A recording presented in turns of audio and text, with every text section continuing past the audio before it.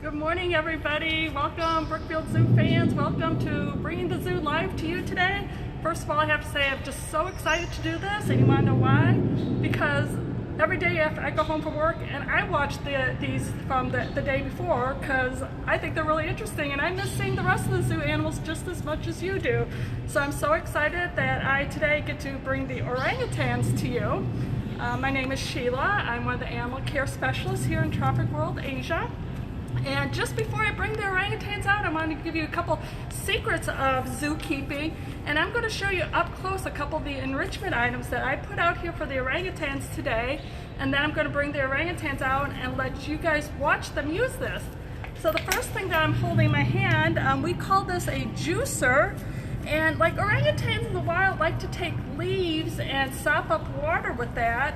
And so all of our enrichment just elicits natural behaviors such as that. So the way we mimic here with the juicers, I can fill this with juice, say something like good old apple juice, dilute it with water, and I'll fill this up and I'll secure it to the tree. I'm going to show you where it is, but we can give them leaves or even just simple strips of cloth, thanks to my quilting family members. And the orangutans will actually stick the cloth in here and soak up the juice, and then pull it out and suck the juice out of it, and then repeat it several times. So I want you to watch for them using that. I'll show you where they are in a minute, but let me show you one other thing.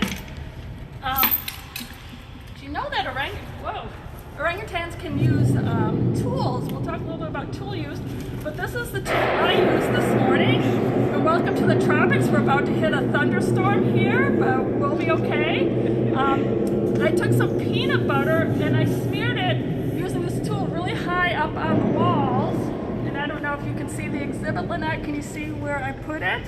So I think you're looking at it there. And then you might see some sticks sitting out here, and the orangutans will probably use these sticks to reach the peanut butter. And so while the thunderstorm is rolling in, you guys about ready to meet the orangutans? I do need to call another keeper, so it'll be just a minute until they come out.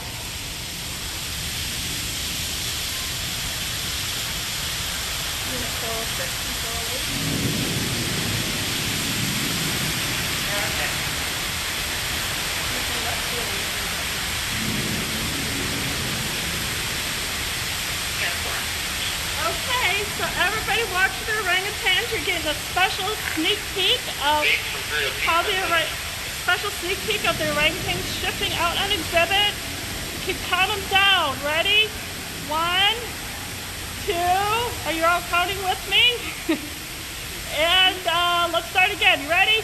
1, 2, 3. And welcome, my friends. We have our family group of orangutans coming out right there. You guys are going to watch for them using enrichment. And I can see right here in the camera, I'm going to use my laser pointer. Do you see right there where I'm pointing? That's one of the juicers right there. And you can see sticks out there. We'll see what they do. So this is my friends, Ben, Sophia, and Heidi. It's our family group of orangutans. Going toward the back now, kind of has a back to us, is the mother, Sophia.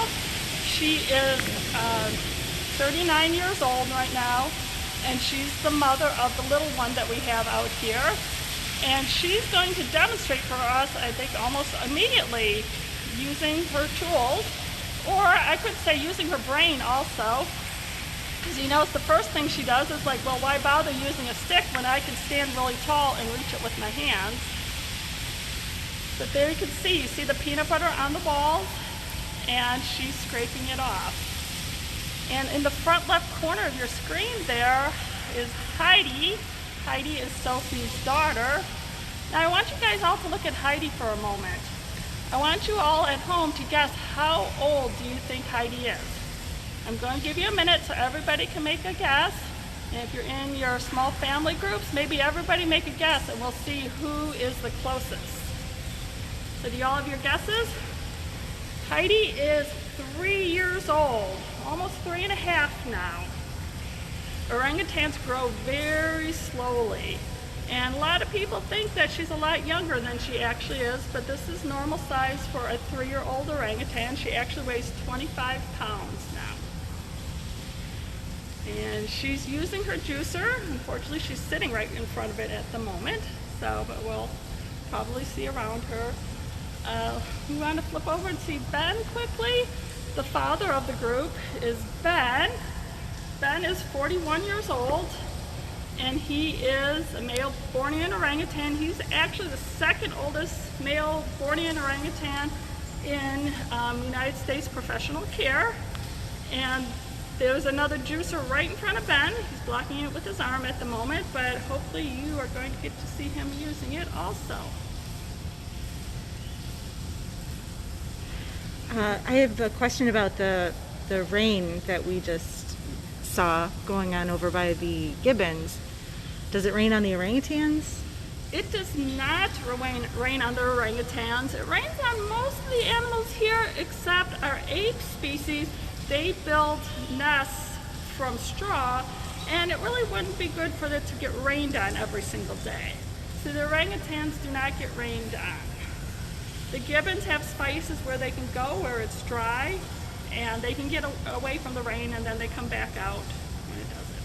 So I think we can see Ben. He's putting that little piece of cloth down into his juicer, and there he is pulling it up and really enjoying using it. Now we always try to get the orangutans and all of our animals with the enrichment to do natural behaviors. And this is very interesting because we're watching them all do what we call tool use. Now it used to be thought that humans were the only animal capable of using tools. But now we know that other animals can use tools, such as the orangutans and a variety of animals too. I'll share with you another little secret we have here, and Sophie's kind of demonstrating it, but she climbed up to that little cup right there that you see on the wall. Now you may have been at Brookfield Zoo several times and not noticed this little cup that's on the wall, and that we actually have our timed feeder behind there. If anybody you were watching a couple days ago, Tim Sullivan talked about timed feeders that can dispense food randomly throughout the day or at specific intervals. And behind that cup is a time feeder that dispenses something like Rice Krispies multiple times a day, and you can see the vines are connecting to them, so the animals have to crawl across the vines or swing across the vines in order to get to them. So Sophie's inspecting the whole exhibit here now. As you see, she's not putting down her stick, and she's going to decide where she goes next. Aside from the enrichment items that they get, what food do they eat? What food do they eat? Orangutans do eat a lot of fruit, a lot of vegetables, and leafy vegetables too. So they get about 3,000 grams every day of leafy stuff, such as lettuce. That would be about 6 pounds roughly. And then everybody gets a different diet. And then fruits and vegetables too. A whole variety of different things every single day. So Sophie will first go through and reach what she can with the peanut butter, and I try so hard to put it out of her reach, but they have incredibly long arms, as you can see, so it can be hard to do that. Now, you want to go back to Ben for a minute? I think you can see him. If you can see with your camera there, Ben is the dad, or our male, and Sophie's the female. You may notice that Ben is about twice as big as Sophia. Ben weighs about 212 pounds, and Sophie weighs 125 pounds. And that's one special thing about orangutans, is that the males are about twice as big as the females. And I'm not so sure if we're getting a great look at his face right now, but males also have these big pads on the side of their cheeks. They're called cheek pads. And that's how you can tell the difference between boy and girl orangutans. So I invite you, when you come to Brookfield Zoo next time, or you can look up some pictures online and see if you can spot the difference between males and females. Were all of these orangutans born at Brookfield Zoo? Heidi is our 3-year-old, and she was born at Brookfield Zoo. The mom and the dad came here back in, I believe it was 1992 on breeding loan, and they've been together ever since then, and they have had a number of offspring already. We've had a lot of success breeding here. Heidi was born December 20th of 3 years ago, and she actually was born right out here on exhibit, came just a little earlier than we expected, and we just let them all, be natural and go about their normal day. And she came about 11 o'clock one day right out here in the habitat. What kinds of noises do they make?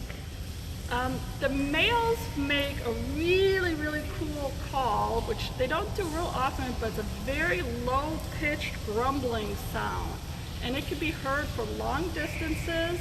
And, in their forest, in their native habitat, they live really spread out. They don't live in groups like other primates do. They live just either by themselves, or they'll kind of come in contact with other orangutans, and they use this deep vocalization to announce their territory to other orangutans to keep their space spread out. And another vocalization, they have a huge variety, but another common one is called a kiss squeak, and they'll do that a lot when they're trying to get your attention. And the little baby, such as Heidi, typical baby whine when she wants, what she wants. When she wants something, she will make a whining sound to get it. And Sophia is a very attentive mother to her. And of course, the keepers are also very attentive to her, and we'll see if she needs anything when she's doing that. But a lot of times it's just to get some attention, like your average 3-year-old. So I have a question about climbing from one of our viewers. Do you want to talk about how well they can climb and even how they climb? Yes, that's an excellent question. Orangutans are arboreal animals, meaning they live most of their time in trees. And look at how big they are. Can you imagine that there's such a big animal living in trees and making their way around? They're the biggest arboreal animal.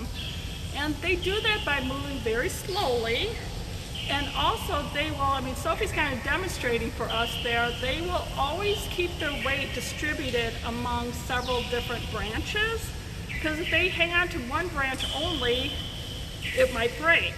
So they walk around very slowly and will grab onto at least 2, usually 3 branches all at the same time, usually a hand, 2 hands, and then a foot on a branch, and then move the other one and go through. And you'll see Sophia, she's climbing there. How many babies can they have at once? How many babies? Generally, they only have one. Like humans, twins may happen on occasion, but it is pretty rare. It's very rare. And can you remind us how long the babies will stay with the mother? Yeah, very good question. So Heidi is 3 there, and she is very much attached to her mom. And she's getting more independent. As you can see there, she's doing her own thing. But she is still nursing from her mom, eating solid foods and nursing at the same time. And then, at least a good 8 years they will stay with their moms. So they're very, very slow growth for these guys. Can they swim? Can they swim? Oh, they love to play in water, and we sometimes, give them a water bath that they like to play in, or we can shoot some water streams out and they play in them. But they really, in professional care, we don't give them pools to physically swim in. What is their lifespan, their life expectancy? Right, that's an excellent question. Ben, at 41 years old, is the 2nd oldest Bornean male orangutan in U.S. professional care. We had a female here, her name was Maggie, who passed away a few years ago at the age of 52. So they can live about that long. That's like your longest lifespan. They usually, that's like your range. But they can go, there's animals that have lived to 60, but that's more rare. In the wild, it's only more like 30 to 40 years. But in professional care with good veterinary care, medical experience, they live a little longer. How many species of orangutan are there? There's a total of 5 species or subspecies right now. They used to be able to be considered 2, but there are some that live on the island of Borneo and some that live on the island of Sumatra. And these 3 that you see are all Bornean orangutans. Where do they sleep and how do they sleep? They will sleep. Sometimes we give them a choice if they want to sleep out here in their habitat or in their behind the scenes area. And orangutans are nest builders. They're excellent nest builders. So we give them plenty of hay and they will make a real elaborate nest and then sleep in them. And their nest looks so cushy that sometimes I feel like I should just curl up in a bed like that. How much do they weigh? Can you remind us? Yeah. Sophia, on top there that you're looking at, is 125 pounds. Right below her is her daughter Heidi at 3 years old. She's 25 pounds. And then Big Ben, our male, is 212 pounds. All of our orangutans have an excellent training program, and part of their training program is for them to get on the scale. And because orangutans, I talked to you earlier about how they move through the trees, they always like to hold on to multiple things at a time. One of the tricky things about orangutans was that when they sit on the scale, they like to sit on the scale, but they like to always be holding on to something, so we couldn't get their weight because they were holding on to something else. So we actually trained a behavior that we call cross, and we trained them to put their arms on opposite shoulders and just cross their arms like that. And when they do that, we give them a treat, and then we get their weight that way. And they're weighed at least once a month. The scale stays in their enclosure permanently, and they seem to really like it, so they're sitting on it quite a bit, so we see their weight quite a bit. And we have an excellent nutrition program that manages their diet and their weight. What other types of training do you do with them? So they're all trained for medical purposes and to help us care for them better. So they're trained to present different body parts so we can get a good inspection of everything every day. We train them to brush their teeth, not brush their own teeth. They hold their mouth open and we brush their teeth for them. They're all injection trained. If they need to have their routine exams and need to be sedated, they will hold up either like an arm or a shoulder and let us inject them just by a needle from the hand. So you talked about how we've got this family group here with the mom, the dad, and the baby. What other family groups do we have at Brookfield Zoo? Good, excellent question. So next time you come, which hopefully we'll be able to safely reopen in the near future, you might see our family group here, Ben, Sophia, and Heidi. We also have two other groups. We have a group that's made of two juveniles called Kekasi and Kachil. Kekasi is 11 years old and Kachil is 6 years old. And then we have our other male, Bernai. And males are a little more solitary, so he does live by himself, which he seems to be his preference, and which is very normal that you would find in their normal native habitats. So when you come, you'll have to look, you'll see one of those three groups out here, and there is a sign, a video monitor here that will point out which the groups are. And I found it's really easy to tell when Sophia's out with her group because she always likes to hang out in that little nest up there. Yeah, they all have their favorite spots. So Sophie likes that nest up here. Our two kids, Kekasi and Kachil, will be in the trees a little bit more. Yeah, they kind of like this stand of trees right here. Yep. I think. Exactly. So, and Heidi likes to go wherever she likes to go. Ben likes to sit up front in this front right corner a lot, kind of to the right. Yeah, right up there. You'll often see Ben just resting on that front, doing some people watching. Do you need to brush the orangutans? Do we need to brush them? That's a good question, because look at that long fur, and actually the answer is no. We do not. They take care of that themselves. So how do they keep cool in warm weather with all that hair? Yeah, that's a good question. I mean, they're just adapted to live in warmer weather. So their hair is actually not really thick. It's long, but it's not that thick, so it's probably not quite as hot as it looks. And they have that nice orange color. You know, when you're thinking about, like, when you're in a dark forest and you're looking up and you might see little glimpses of sunlight coming through, and I think that orange color on the orangutans might look just like a glimpse of sun coming through. So Heidi's going over there by her dad, Ben, and Ben is just, every animal has their own personalities, and Ben is just a very gentle animal. He's always really good and really patient with his offspring, and He likes to play with Heidi, and he's very gentle. He may or may not share with her, but he usually allows her to come up and hang out with him. How long will their hair grow? Will it cover their eyes? No, their hair on their body is pretty long. So you're looking at Ben there, like his arms and his back, his legs are pretty long.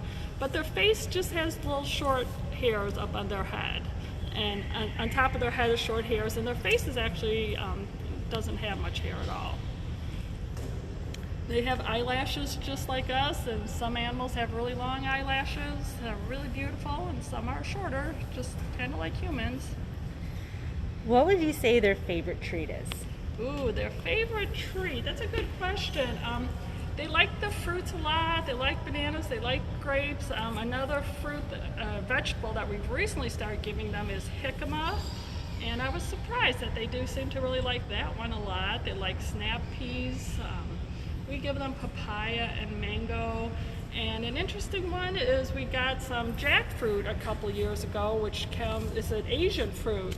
And I found it really interesting because of all the animals in our building, the Asian animals really liked it, meaning the orangutans and the gibbons that are from Asia. They thought that jackfruit was the best.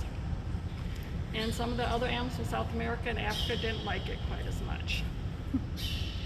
So we are getting some requests to see the gibbons. Do you mind if we go over there and take a look at them? Sure, we could walk around, just don't trip on that, there's stuff behind you. Oh, good. That's all I need to do on live Facebook, is fall on my butt. So, right up there at the top, you see them? That is Inda and Nubo, our mother and son right there. Nubo he'll be 6 years old next month, and Inda is his mother up there. And first thing you might notice and say, like, wait, mother, son, they look very differently. Yes, Inda is white. All females of this species are white in color, and all males are black. Gibbons are excellent users of the trees, and they swing pretty well, very well coordinated through there. And our dad out here is Benny too, who's down the corner. I don't think we can see him from this view. And how old are they? Nubo is 6 years old, Inda is 31, and the dad, Benny, is 34. At 6 years old now, Nubo just recently surpassed his dad in size. How come the females are that buff color? Yeah, that's good. Can you get Nubo there? He's using one of the enrichment items. He's kind of hidden. I don't know if you'll be able to zoom through the trees or not. I'll get to that question in a minute, but just to show you what Nubo's doing. Again, it's kind of similar to the juicer that we have with the orangutans, and we call this a pump. And there's a small stick going inside a larger tube, and I put applesauce in there this morning. And so he's pumping the stick in and out of it and licking it. I'm not sure if you can see it. Yeah, it's a little hard to see, but I think we get the idea. Okay. You had a question. Why are females white? Yeah. Why are they different colors? Yeah. That's a really good question. Exactly why, I don't know. In gibbons, sometimes in some species, males and females do look very different. And females are white and males are black in this species. And when babies are born, doesn't matter if you're black or white, you will be born white because the mom carries you, and you want to blend in with the mom. Now, gibbons move very quickly through the trees, and they have excellent hand-eye coordination in order to catch those branches and never fall. So I'll go ahead and give them a few treats right here. Inda's coming up here to sit nicely on the branch, and I just have some grapes. Oh, you ready, Inda?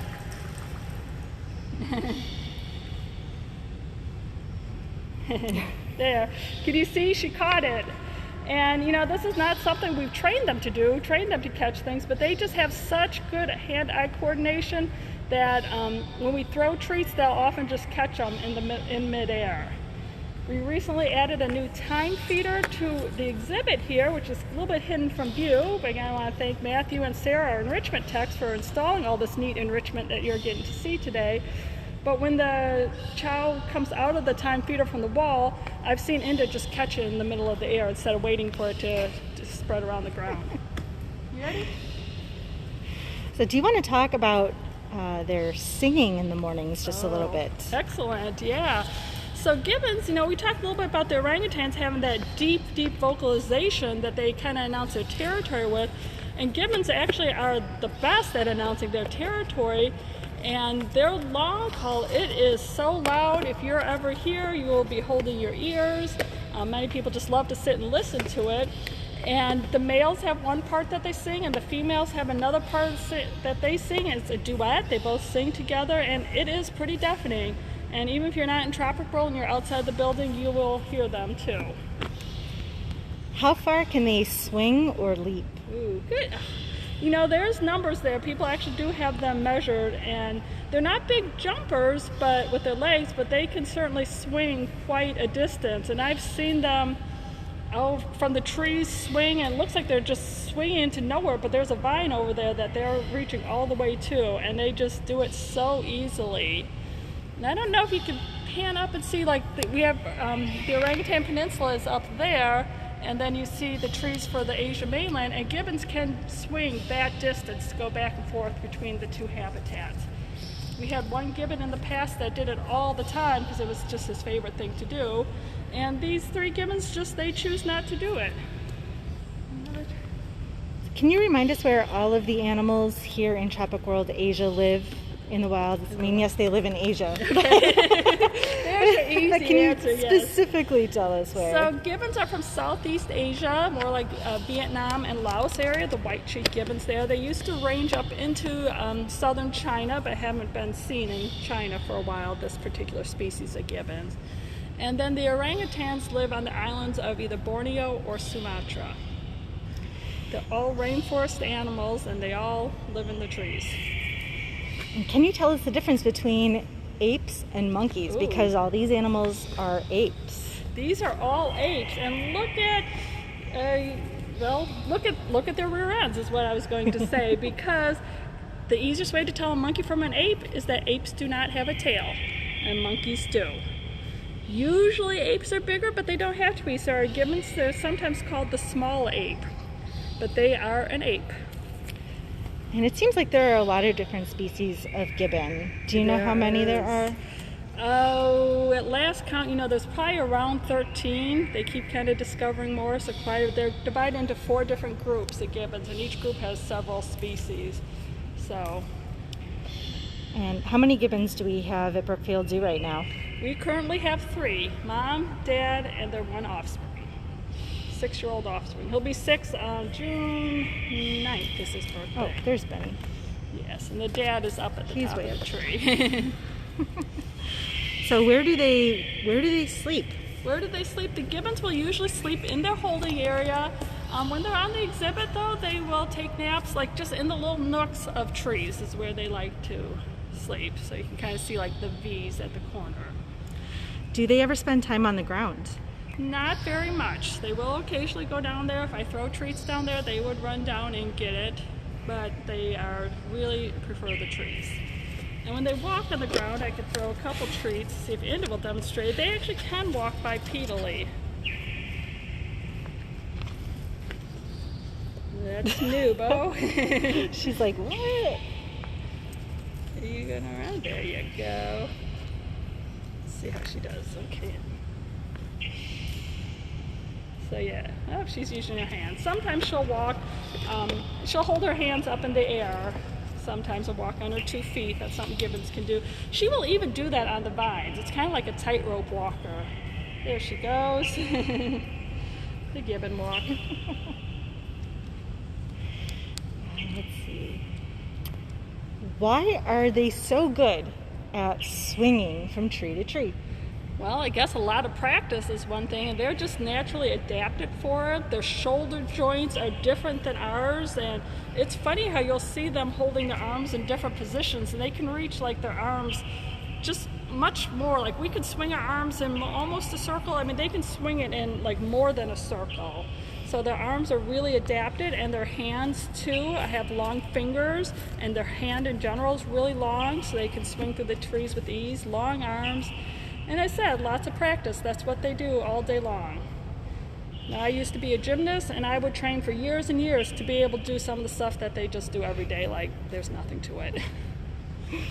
And what is their favorite treat? what is their favorite treat. They like the fruits too. Gibbons are fruit eaters. Benny's favorite is probably grapes.